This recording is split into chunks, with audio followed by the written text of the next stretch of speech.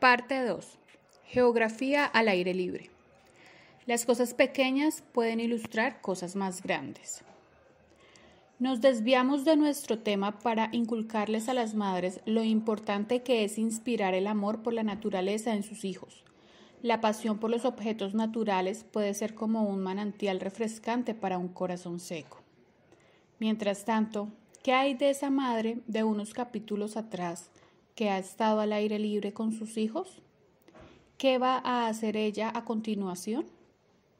Ella no debe descuidar la enseñanza de la topografía en su intento de sacar a los niños afuera, como lo hizo una maestra, quien cuando se le preguntó cómo tenía tiempo para encajar todo, dijo: «Oh, dejo fuera materias sin valor educativo.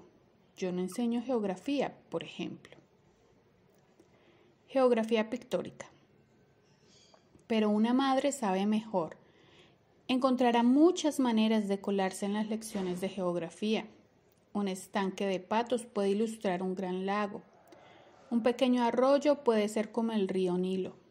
Una pequeña colina puede ser los Alpes suizos. Un bosquecillo de árboles puede ser la selva amazónica. Un pantano lleno de juncos podría ser los campos de arroz de China. Un prado podría ser como las praderas occidentales. Un campo de flores moradas podría ser los campos de algodón del sur. Todo tipo de geográfico puede ilustrarse casualmente de esta manera. El concepto de mapas se puede enseñar en años posteriores. La posición del sol. Los niños también deben aprender a decir la hora por la posición del sol en el cielo. Indudablemente preguntarán si el sol alguna vez se cansa, y entonces la madre podrá hablar sobre los tamaños relativos del sol y la tierra y sobre las órbitas de los cuerpos en los cielos. Nubes, lluvia, nieve y granizo. Las nubes, la lluvia, la nieve y el granizo, el viento y la niebla son maravillas de Dios que se pedirá a las madres que expliquen a sus hijos en términos sencillos. Para que los niños entiendan algún concepto de mapas y geografía, tendrán que empezar por aprender qué es lo correcto en su propio entorno. La distancia es algo que los niños primero deben aprender en casa y es divertido para ellos aprenderlo. El ritmo de un niño se puede medir y comparar con el ritmo de sus hermanos. Luego puede contar cuántos pasos se necesitan para caminar hasta cierto punto y multiplicar para obtener la distancia. Tantos pasos equivalen a tantas yardas de distancia. De esta manera se pueden medir varios paseos por la casa. El tiempo que se tarda en caminar 100 pasos se puede calcular y utilizar como referencia para estimar otras distancias recorridas.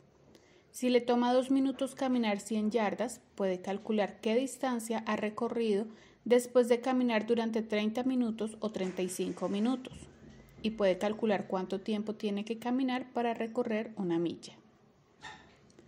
Cuanto más largas sean las piernas de una persona, mayor será su ritmo. Es por eso que la mayoría de los adultos pueden caminar una milla en solo 20 minutos. Dirección. Una vez que el niño se sienta cómodo con el cálculo de la distancia, se puede introducir el concepto de dirección. El primer paso es hacerle consciente del progreso del sol. Si observa por dónde sale y se pone el sol en el cielo durante el año, ya habrá aprendido algo. Se le debe informar cómo se refleja la luz del sol en las diferentes ventanas por la mañana y por la tarde, las diferencias en las sombras en varios momentos del día, cómo se crean las sombras jugando con una figura entre una pantalla y una linterna. Debe ser consciente del calor cuando el sol está en su punto más alto en el cielo y de cómo el sol está más bajo en el cielo y da como resultado temperaturas más frías. Se le puede recordar cómo se siente más cálido en una habitación mientras está cerca de la fuente de calor que en un rincón lejano. Cuando esté familiarizado con todas estas observaciones relacionadas con el sol, estará listo para el concepto de dirección, ya que eso depende completamente del sol. Este y oeste.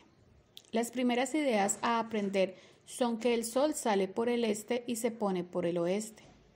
Con solo saber esto, podrá saber en qué dirección están las calles y los edificios cercanos a su casa o al pueblo donde vive. Pídale que se pare de modo que el sol esté hacia su derecha donde sale el sol y el oeste hacia su izquierda donde se pone el sol. Todo lo que está enfrente de él es el norte y todo lo que está detrás de él es el sur. Si está en un lugar determinado y quiere saber en qué dirección va un camino determinado pero nunca ha visto salir o ponerse el sol allí, puede observar dónde cae su sombra al mediodía. Al mediodía, todas las sombras caen un poco al norte. Luego, solo tiene que mirar hacia el norte para que el este esté en su lado derecho y el oeste en su lado izquierdo, para saber en qué dirección va el camino. Práctica para encontrar la dirección. Esta es una manera de aprender algo sobre los nombres de los grandes ferrocarriles de Inglaterra. Con un poco de práctica será más fácil decir la dirección del sol. Deje que practique mirando por las ventanas de la casa o la escuela para observar en qué dirección miran o en qué dirección miran las hileras de casa o las paredes de la iglesia. Pronto podrá saber la dirección del viento al observar el humo que sale de una chimenea o las ramas o los campos que sopla la brisa. Si el viento sopla del norte, significa un clima más frío y tal vez algo de nieve. Si es viento del oeste, puede significar lluvia. Los niños deben entender que un viento se llama de dónde viene, no de dónde es. Soplando de la misma manera, es inglés porque es de Inglaterra. No se vuelve francés porque se va a Francia. Ahora se puede combinar los conceptos de distancia y dirección. Se puede considerar que cierto edificio está a 200 yardas al este de la puerta o que un pueblo está a 2 millas al oeste. El niño pronto descubrirá que no todo es exactamente norte, sur, este u oeste. Deje que descubra su propia forma de resolver esa dificultad. Está más al este que al oeste, o está un poco al este pero no del todo, o está a medio camino entre el este y el oeste. Apreciará el valor de la expresión exacta cuando se encuentre con la necesidad de hacerlo por sí mismo. Posteriormente puede disponer de una brújula y observar cómo marcan las 4 direcciones. La brújula mostrará los nombres intermedios de todas esas direcciones difíciles de precisar que encontró antes. Taladro de brújula. Luego puede hacer ejercicios de brújula como este. Pídale que se pare de modo que la brújula apunte al norte. Luego pídale que gire hacia el este y observe cómo la aguja se mueve en una dirección diferente. Independientemente de cómo gire, la aguja lo sigue con un movimiento propio.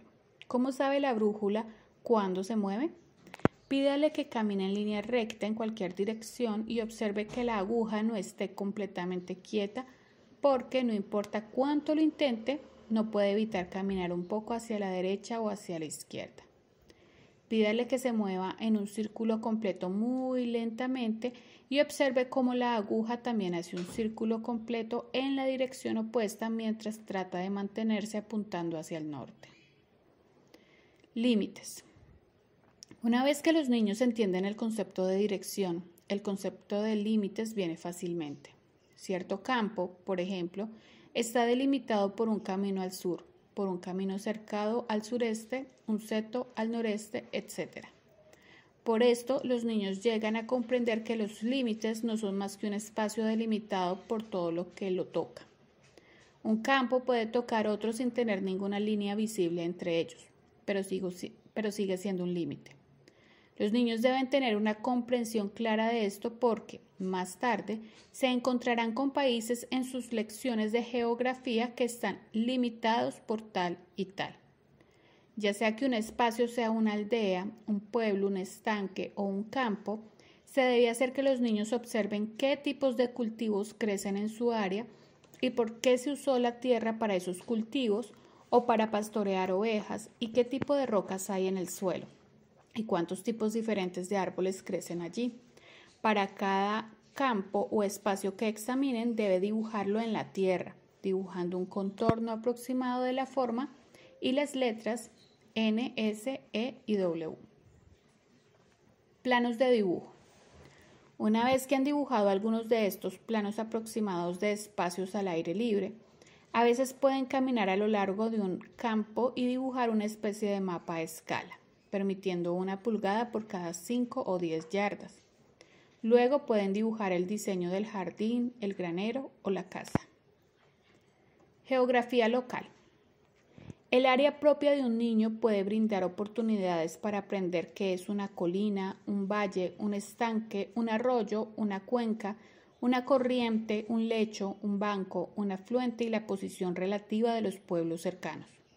Debería poder dibujar esto aproximadamente con tiza o una piedra, o incluso con un palo en la tierra, estimando las distancias de todas esas cosas.